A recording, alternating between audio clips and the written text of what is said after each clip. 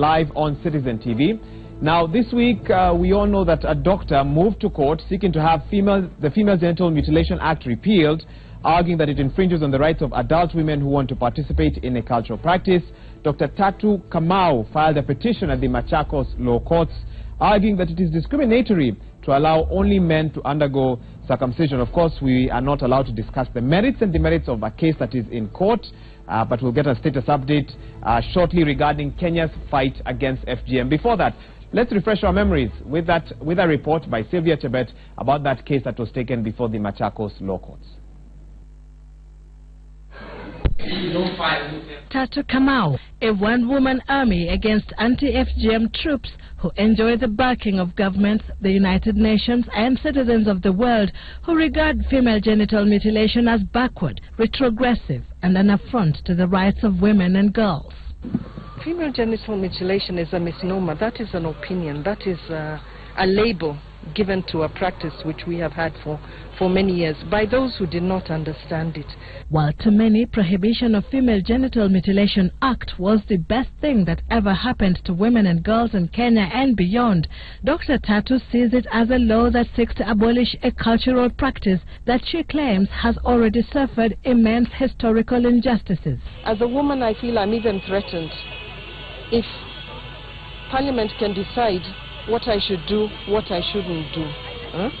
If Parliament can abolish a culture or try to abolish a culture, tomorrow it will be a religion, tomorrow it will be something else. She is seeking a declaration that the Anti-FGM Act is unconstitutional and thus invalid, and that Parliament erred in enacting it.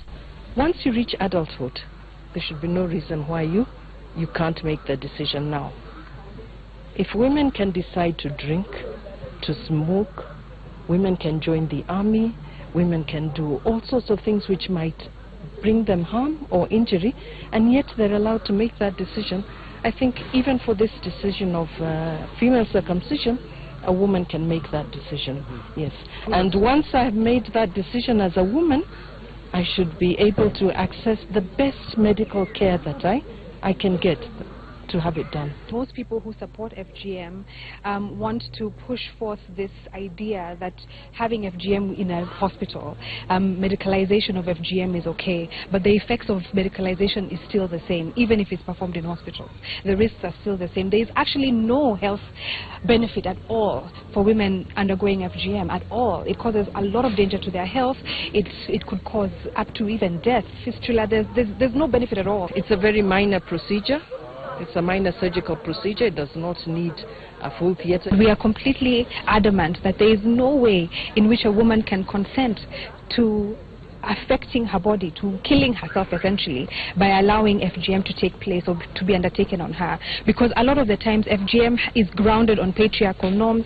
Women are not consenting to it because they want to, it's because they're being coerced and forced by their communities so that they can fit in, so that they can be regarded as women, you know. Dr. Tatu makes an argument of discrimination, stating that men are allowed to have the cut while women are not. The way in which male circumcision is done vis-a-vis female circumcision, they are not comparable. And there are very many health benefits for male circumcision, and there are no health benefits for female circumcision.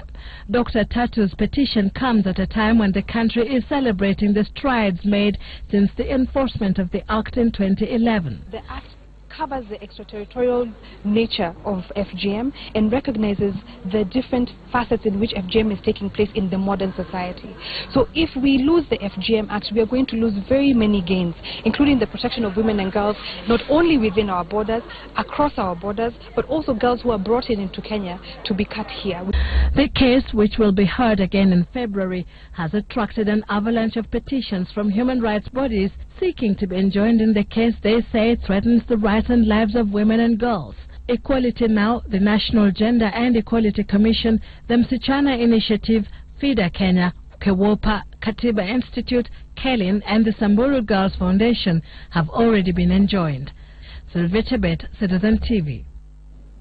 All right, let's now take a look at the prevalence of FGM. Some statistics will be popping up on your screen in just a bit. The first one, more than 200 million girls and women alive today have undergone FGM in the countries where the practice is concentrated. These are statistics provided by the World Health Organization. Let's take a look at the others now. So these are more specific. 24%, this is actually Kenyan numbers from 2014. 24% of women aged between 15 to 49 have been circumcised. While the second statistic, we go a bit deeper. 28% between the age of 20 to 24 were circumcised at age 5 to 9, as compared with 17% of circumcised women who were circumcised between age 45 to 59, meaning circumcision more likely to happen when you are younger. You probably do not have the ability to say no. If you don't understand what's happening, you are just taken through that as well. Let me introduce my guest in studio, give them a chance to briefly react to the story and the statistics as well. I'll start from my far right there. We are joined by Tony Mwebia. He's got different titles. I picked some of his Twitter handles. Social worker, he's an activist, and he uses the hashtag #MenEndFGM, an interesting one. He'll be able to tell us a little bit about what he's doing using the online space. But right next to me here is Honorable Lina Jebi Kilimo, former chair, anti-FGM board, and she's also found time to be here with us. Thank you so much to both of you, and karibu. Let me start with you, Tony. Your thoughts, you've seen the story, you've seen some of the statistics as well. We're talking about the fight against FGM. I can allow you to come in now. Well, let me start, first of all, by personally thanking Dr. Tatu herself for taking the bold step to file a case, a petition in court regarding the laws on FGM. Why am I saying this? I was about to ask you why are you saying that. Kenya is ranked among the top countries in the world. It's top 10 when it comes to medicalization of FGM. This means that we have so many Dr. Tatus out there, because medicalized FGM is done by medical practitioners. It means that we have so many medical practitioners in Kenya who are involved in the fight against FGM, who are supporting FGM and carrying it out. Okay. So as the saying goes, better the devil you know than the angel you don't know. So we have so many doctors out there. So I thank Dr. Tatu for coming out and bringing the case on so that we can be able to sort it out once and for all. Okay. Yes. Honorable Jebi Kilimo, you can go ahead and give us your opening remarks as well. Thank you very much for this space that you've given me to talk about the law that prohibits female genital mutilation. I want to thank the 10th Parliament, where I served as the chairperson of KEWOPA, and all the parliamentarians then and the former retired President Mwai Kibaki for ascending to the law against female genital mutilation. And we only make laws for things that are harmful. If it is good, then there is no law about it, even if it is our culture. And so I feel that Dr. Kamau wants to take us back to yesteryears, while our own constitution says that the culture of Kenya is accumulation of the civilization of the people of Kenya. And it is there in Chapter 2, Article 11 of Chapter 2 of our constitution, when it talks about culture. So sincerely, if we see the accumulation of our civilization as a country to where we are now, 19th of January 2018, it's not about FGM anymore. We should be saying, how can we improve on the laws that we have already made so that we can bring on board as many people to understand the dangers that are lacking within our culture. And we're not against all cultures. We are not even against the songs and celebrations in our culture. It is the cutting that particular part of a woman is what the law is to protect. And because our culture was harmful, so then the law was made to protect us from our culture that is harming us. And you have seen from the statistics you have given that young girls are more prone or are subjected to FGM when they don't know what is happening. And so this law is there to protect them. And now for older women, the law does protect them also. Why? Because the same culture that embraces FGM has also assigned space for women, or has a platform for women, or a name, that when after you have undergone the cut, then you are accepted in society. You become a woman. And that law, the law against FGM, in Article 25, which I feel whoever the person who went to court should have continued citing Article 25 of the prohibition of FGM law, that makes women go back to be cut. Why? It's because of derogatory language that is used on them. There is pressure within the communities. Because there is a demarcation from those who are not cut and those who are not cut. Demarcated in such a way that there is a name assigned to those who are not cut and to those who have not been cut. Okay. Allow me to interrupt you there. Let's talk a little bit about the statistics. 21% is the latest numbers that we have. Yes.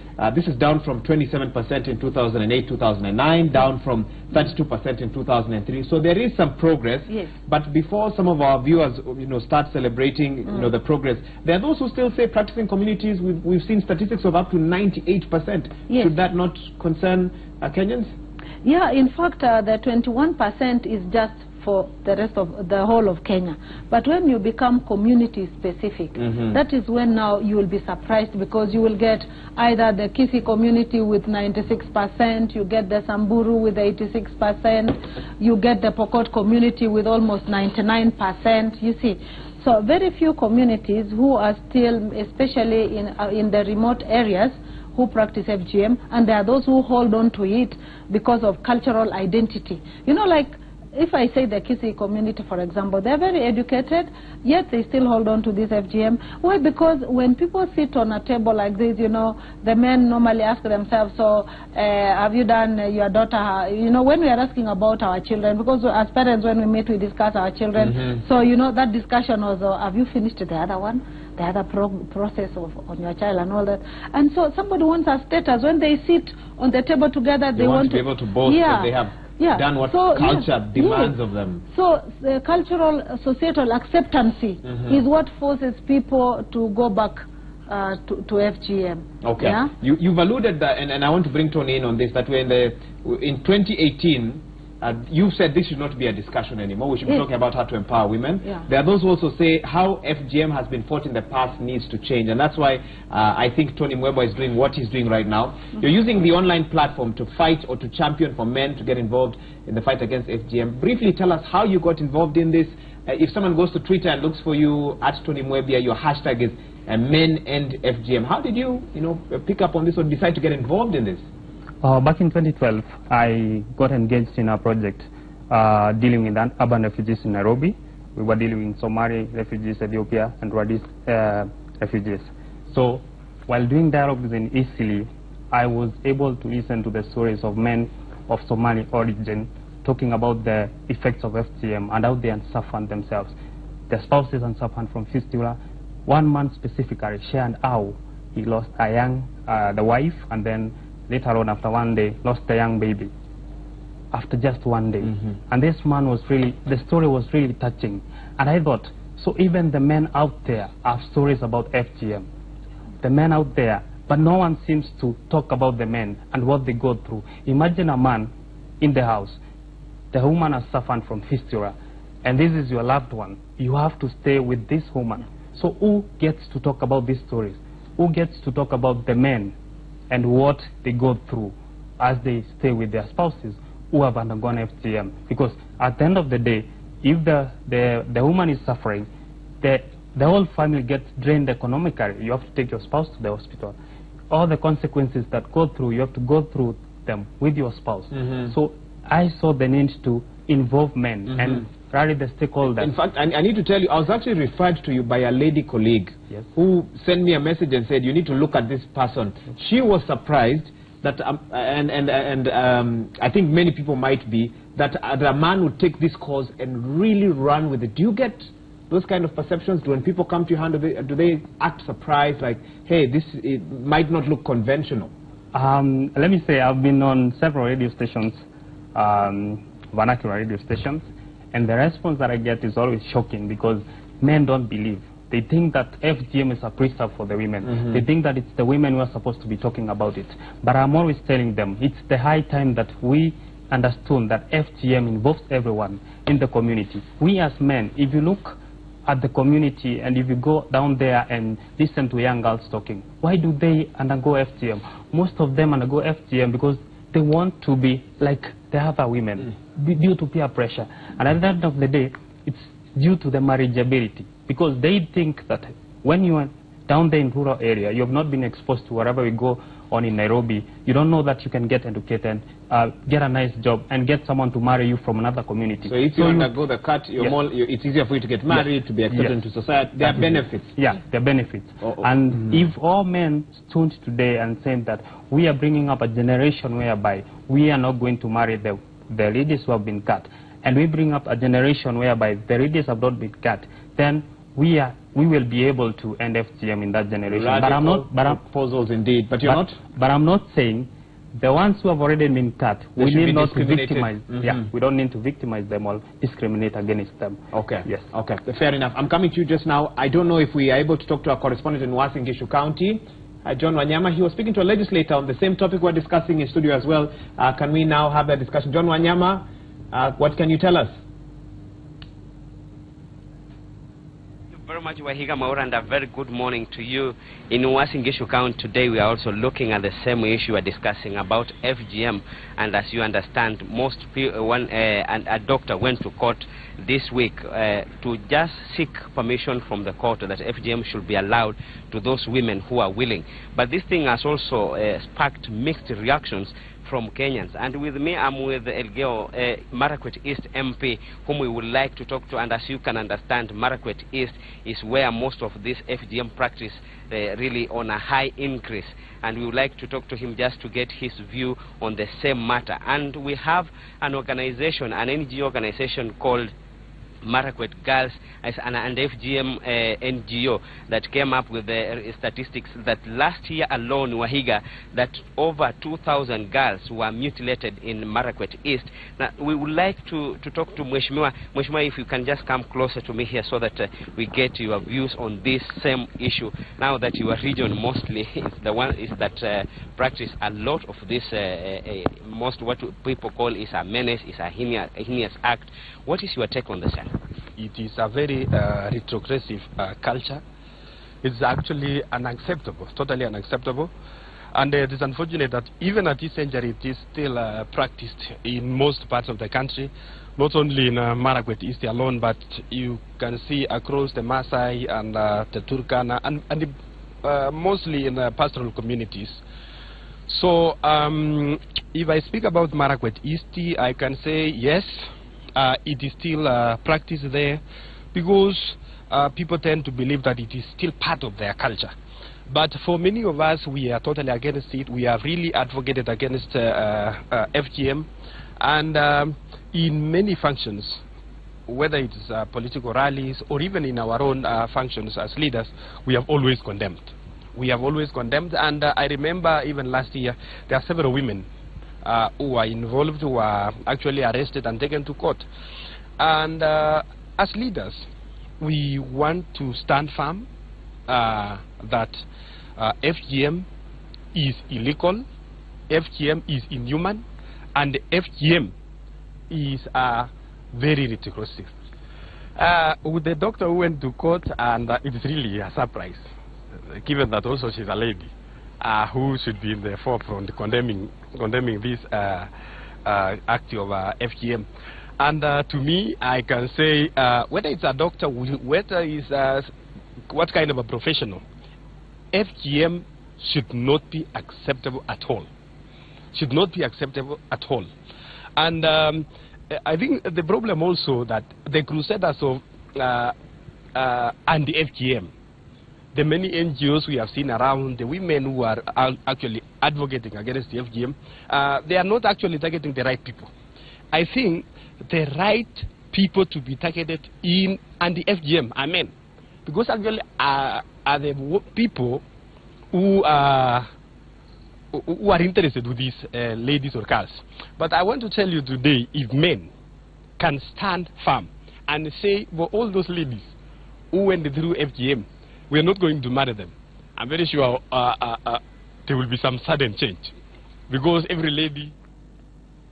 The Member of Parliament there for Marakwet East, Bowen Kangogo, speaking a little bit about something that Tony Mwebe here in studio was also sharing on in regards to men taking a stand against FGM and doing, you know, what they can, but of course not discriminating against those who are forced to engage in this practice. Well, our time is almost up, but let me just get some final thoughts from my guest here. Let me start with the Honorable Kilimo. FGM outlawed in 2001. New laws passed in 2011 in regards to the same. Are you satisfied that the law is being enforced properly in this country? Do you wish more was being done? Yes, education. I say the law and the law against FGM must be also enjoined with education, sensitizing communities about the dangers of FGM. So not much is being done because we don't have enough leaders talking against FGM. Okay. You see, we have left them most of the time to NGOs or to the women. But I'm glad today that even our legislator has said the men should come forward and campaign against FGM. So I feel that once we have the issue of demand and supply, because people subject their daughters to FGM to increase chances of marriageability. So once there is no demand for cat girls, definitely it will die a natural death.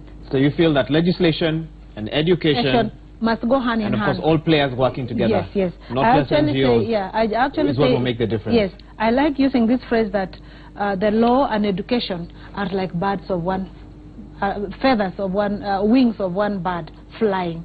One wing is the law and the other wing is education. And that's the only way the bird will move forward. Yes. Tony Mwebia, what are you going to be doing online? She's talked about education, and I think that's one platform that you're doing.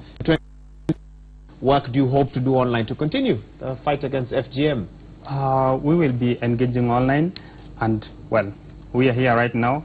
You're Waiga Mwaura. You can join Men and FGM yourself, because at the end of the day, we need more men in this fight against FGM. Men and FGM is not only Tony, it's any man out there who is speaking against FGM. We need more celebrities out there, more media personalities out there, politicians themselves. I want to interrupt, Tony. Okay. Don't just say men there. Yes. Fathers out there protecting their daughters. Yes. Yeah. Men, fathers, brothers protecting their sisters and everyone. Because at the end of the day, FGM affects our sisters, our cousins, our friends, and the people we love most. So I'm shocked because you see, most of our first ladies in the counties, including even our first lady, we will see them out there going to talk about FGM, but they never drag their men with them. I would like to see when the first...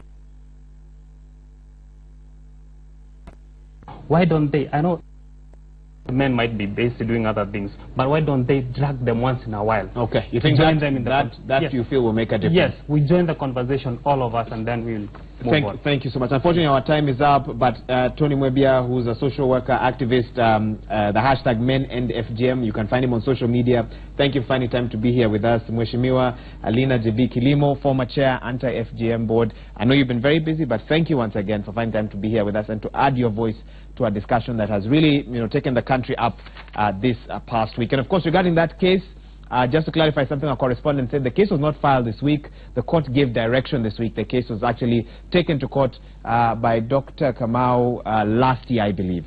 So just to give you that particular clarification. Well, let's now tell you what else is